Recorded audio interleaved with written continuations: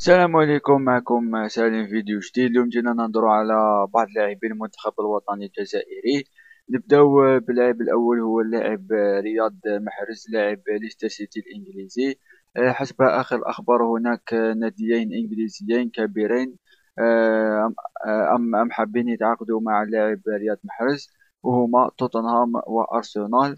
في الميركاتو الصيفي الحالي، رياض محرز أدى موسم مليح مع فريقه ليستر سيتي، اللي تكلاسا في المركز 11، في المركز 12 في الدوري الإنجليزي هذا الموسم. وهناك أندية كبيرة راهي حابة تعاقد مع رياض محرز حسب آخر الأخبار، نادي توتنهام وأرسنال، وهم يقولوا إنتر ميلان. واللاعب الآخر هو بغداد بونجاح، لاعب نادي السد القطري، اللي أدى موسم استثنائي في دوري نجوم قطر. وبغداد بونجاح سجل 24 هدف في 20 مباراة مع نادي السد القطري. وأحرز بغداد بونجاح لقب كأس قطر وكأس الأمير مع نادي السد، والمركز الثاني في الدوري خلف نادي الأخوية القطري اللي فاز بالدوري هذا الموسم.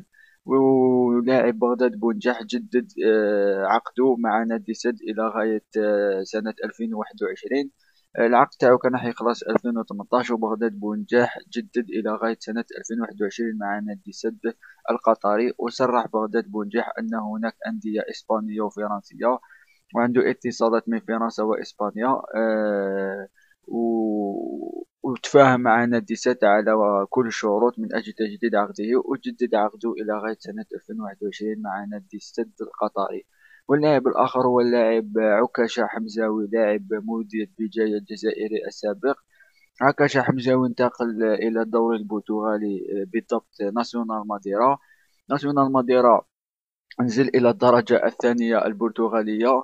وحمزاوي غادر الفريق البرتغالي في هذا الميركاتو الصيفي، أو في بداية الميركاتو الصيفي، وانتقل إلى نادي اتحاد العاصمة في صفقة. انتقل إلى نادي اتحاد العاصمة أومبري، أي نادي ناسيونال ماديرا سلف حمزاوي إلى نادي اتحاد العاصمة لموسم واحد. كان معكم سليم. ما تنساوش تابوني في لاشين يوتيوب تاعي، وديروا لايك في لاباج فيسبوك، وتبارطاجيو الفيديو تاعي، ونتلاقاو في فيديو جديد ان شاء الله مرة اخرى. سلام عليكم.